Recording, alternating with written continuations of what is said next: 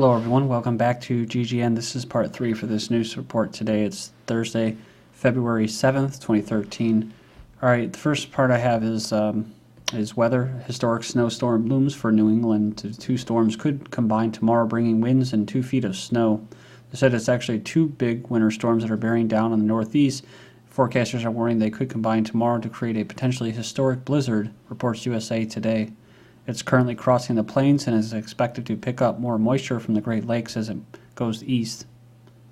Then we have heaviest snowfall in a century hits Moscow. It says the heaviest snowfall in a century brought Moscow and the surrounding region to a near standstill and left hundreds of people without power. It says the snowfall is set to continue at least until the end of the week. The authorities are bracing for more chaos on the roads. Says there hasn't been such a winter in 100 years, says Deputy Mayor for Residential Issues. The snow this year has already reached 1.5 times the climatic norm. This is followed by anti-snow chemicals used in Moscow take 1.3 billion years to dissolve, says a report. The toxic and even radioactive elements have been found in de-icing substances used for clearing Moscow streets from snow, according to data gathered by the group of activists. The city authorities deny the allegations. De-icing chemicals have never enjoyed public affection in Russia. They are mostly associated with damaged footwear and burned pet paws. However, annoyance turned to anger after a community group for safety on Russian roads announced the result of its investigation. This de-icing material is made with yellow halite and a substance known by the abbreviation SBG. This halite is described as exceptionally harmful for people and nature. SBG is an electrolyte slime of Solomosk Magnesium Works industrial waste, which contains toxic elements. It includes this K40 or Kalium-40, which takes 1.3 billion years to disintegrate and belongs to materials of third-class radioactive danger. It was prohibited for use in Moscow in 2006. Thousands of dead herring wash up in Iceland from the 5th of February. It says a predicament is baffling Iceland, where millions of dollars worth of dead herring have been found in a small fjord for the second time in 2 months. Between 25,000 and 30,000 tons of herring died in the fjord in western Iceland in December. Some experts believe it was due to a lack of oxygen in the inlet, possibly caused by a landfall and bridge constructed in 2004. But meteorologists say the herring died from sudden cooling caused by relentless northerly winds. So, you know, Lake Michigan, the Great Lakes, any body of water is usually used for weather modification and cloud seeding. That's where a lot of the moisture comes from, by a body of water or near it. You have 2 Great Lakes hit record lows on water level. Lake Huron and Michigan continue to drop. They hit their lowest water levels on record. Let's not forget Mississippi River also, where barges have actually bottomed out because the water's gotten so low. So the Army Corps of Engineers might reconsider a long-debated proposal to place structures in a river to reduce the flow of water away from the lakes of Huron and Michigan, which are connected. And speaking of weather modification, I saw this, and I thought I'd just throw it out there because it's from what? The Weather Channel, right? The Authority on Weather. What punched a hole in these clouds? So it says, it looks as if someone perfectly punched out a hole in the sky. Says of each cloud photo above, but obviously we know they were not made by hand, right? Not man-made, not Haarp circles or scalar squares. However, you could say that humans do play a role in their development. So here's another one, and another, and another, and another. So just like the condensation trails, and I saw a video of these trails that were supposedly of planes that were circling above, you know, basically until they could land, which, you know, could be legit. But everything, they always have some nice little reason for it. And they say these rare cloud formations, which are not that rare, because especially in the summer you'll see them a lot, develop in these altocumulus cloud layers and are often the result of airplanes passing through layers of clouds. This is from the 31st of January. What to do with thousands of tons of radioactive scrap metal, recycle it into consumer goods. From the Wall Street Journal, the Department of Energy is proposing to allow the sale of tons of scrap metal from government nuclear sites, an attempt to reduce waste that critics say could lead to radiation-tainted belt buckles, surgical implants, and other consumer products. The department, in a document released last month, said the recycling proposal is in line with its policy of reusing materials whenever possible.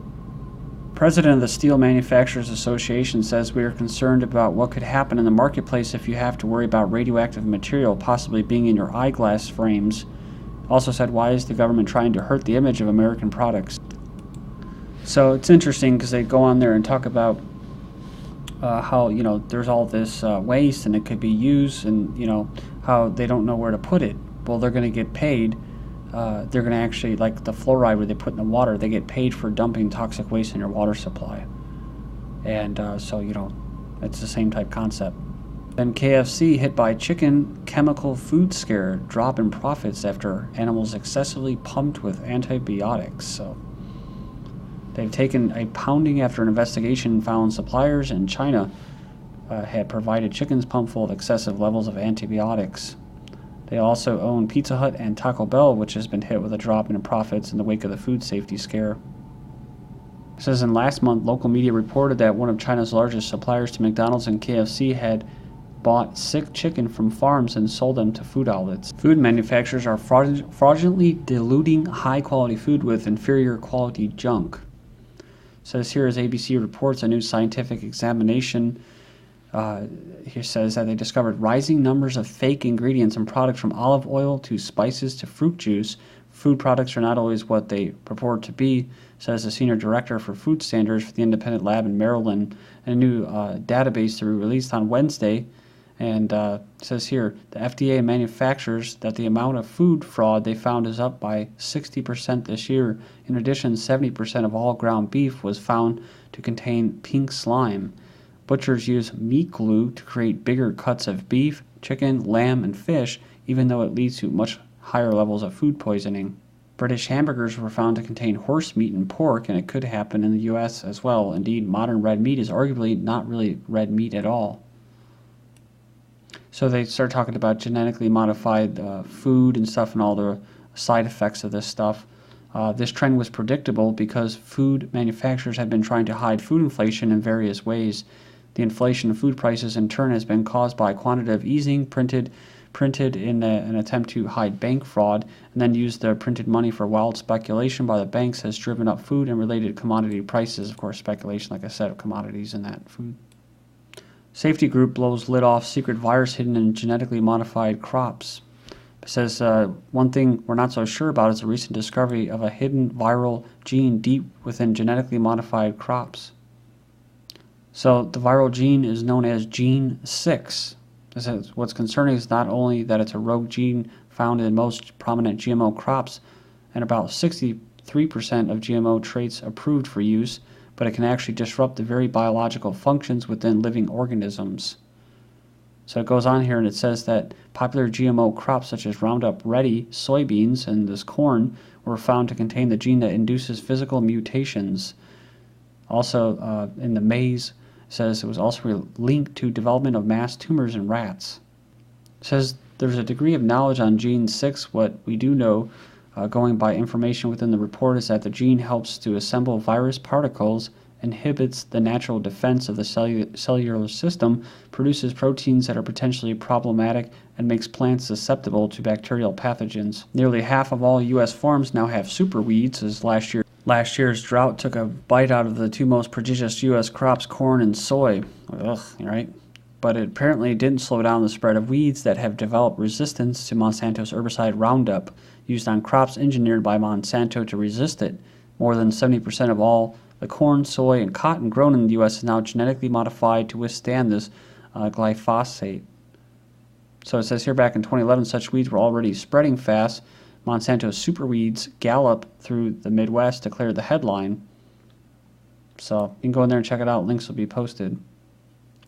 So here's the little chart here, starting in 2010 to 2012. Nearly 49% of all U.S. farmers surveyed said they have this glyphosate-resistant weeds on their farm in 2012, up from 34% of farmers in 2011. And it says it's spreading at a fast pace each year. Resistance is still worse in the South, but in the Mid-South and Midwest states are catching up. Next up, we have widow of 81 starved to death after council forgot about her for 9 days. It did nothing when care agency was shut by police. The 81-year-old was discovered at home, dehydrated and with faint pulse. She was also suffering from kidney failure and severe bed sores when found. She was left with 4 daily nurse visits after Care First 24 was closed. You have Meet the Stay-at-Home Dude. He's the homemaker in a couple without kids. So this Finn Bolding is married, his wife has a great job, and he is the happy, unemployed by choice homemaker in the relationship. Not that unusual, right? Says plenty stay-at-home dads exist in the world, except this individual and his wife don't have kids, and they don't plan to have them. I'm not just doing this temporarily until I find something meaningful to do. I'm actually a full-time homemaker, not stay-at-home dad, but stay-at-home dude. He cleans, cooks, and mends clothes, and he likes it. We know our economy is engineered, and after the wealth consolidation operation of 2008, says here, our circumstances may change and I may be forced to reevaluate, but for now, the feeling that the benefits far outweigh the professional costs, I want to be a great homemaker supporting a fantastic spouse. Next up, new research indicates doing household chores may turn men gay from June 4th, 2012. We have years of doing chores around the house, including ironing, dishwashing, vacuuming, dusting, could turn heterosexual men gay, according to the results of a study headed by Turkey's most famous sexologist from the University of Istanbul's psychology department. It could lead to the weakening of a man's libido and sexual confidence, which manifested itself as poor performance in the bedroom. The power of TV, watching 20 hours a week halves sperm count, according to a new study. Men who watch more than 20 hours of television a week risk having their sperm count, researchers warn. A sedentary lifestyle can have a major impact on a man's ability to reproduce, research found. But it says here that even if you exercise vigorously, excessive television watching can counteract the positive effects of physical activity. Men who watch more than 20 hours of TV a week had a sperm count 44% lower than those who had watched the least. It found volunteers who were mostly physically active, doing more than 15 hours of exercise a week, had a 73% higher sperm count than the least physically active. However, men who did regular exercise but also watched a lot of TV recorded lower sperm counts. Married men and women far less likely to suffer heart attack, study finds. What you can do to reduce your risk of a heart attack. A new study released last week in the European Journal of Preventive Cardiology found one important factor that can contribute to saving your life, which is marriage. The study found that unmarried men were 58% to 66% more likely to have a heart attack, as were 60 to 65% of single women. The research suggests several potential reasons.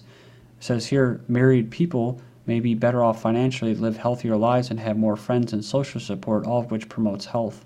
3D printed human embryonic stem cells created for the first time. A new study, researchers in Edinburgh have created a cell printer that spits out living embryonic stem cells.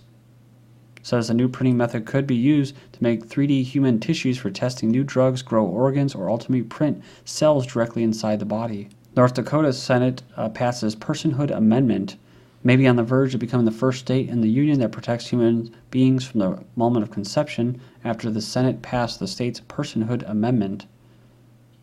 So it's called SCR 4009. The inalienable right to life of every human being at any stage of development must be recognized and protected. Then you have, life begins at conception, so what? Mary Elizabeth Williams says that not all life is equal. From January 23rd, I would put the life of a mother over the life of a fetus every single time, even if I still need to acknowledge my conviction that the fetus is indeed a life worth sacrificing. So it goes on here, and it says that I never wavered for a moment in the belief that I was carrying a human inside me, and that doesn't make me one iota less solidly pro-choice. So she says all life is not equal. We make decisions about life all the time, from war to death penalty to care for the terminally ill. A fetus can be a human life without having the same rights as the woman in whose body it resides. She's the boss. Pants ban is dropped, says pairs women allowed to wear trousers after 2 centuries. The archaic ban, though not executed, has been a pain for French women's rights activists. Obama's skeet shooting photo inspires action figure. Obama's new Interior Secretary nominee received Obamacare waiver for her company. So received a waiver from Obamacare requirements for outdoor clothing equipment company REI. 7 million people will lose their insurance under Obama healthcare law, nearly twice the previous estimate. New York Medicaid exec pay is sickening, one raking in $2.8 million and 14 others topping $500,000. This is GGN, and I'm Darko. Thank you.